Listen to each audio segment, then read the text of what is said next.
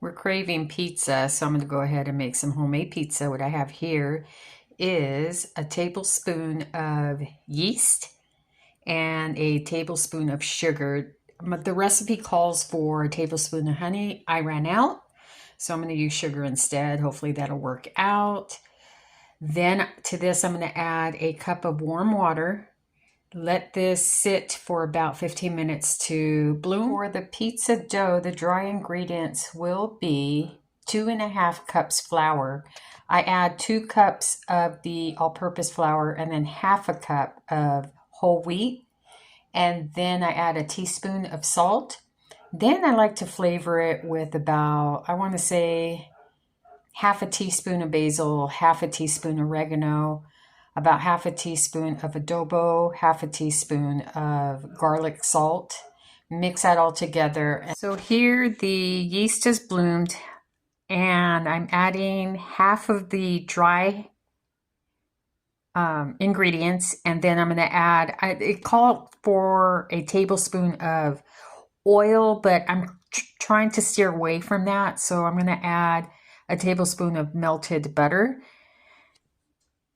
So what I did was I added to the bloomed yeast half of the dry ingredients, then the butter, then I let that work itself in, then I added the rest of the dry ingredients, and then whatever I had in the pan of the melted butter, I just added whatever drops were left, and then you want to knead this for 15 minutes. Here is the pizza after resting for about an hour. I have her on the tray. I buy pre-made or pre-packaged pizza toppings. And to that, I'm going to go ahead and add, I made some chicken tenders, so I'm just going to chop that up pretty good and then add that to the pizza.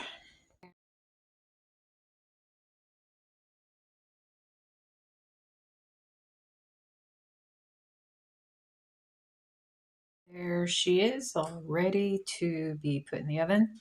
475 for about 12 minutes.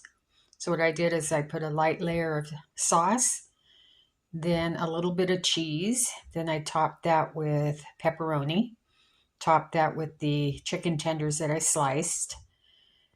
Put a little more cheese on that, kind of use it as a glue to make everything stick. And then I added some of the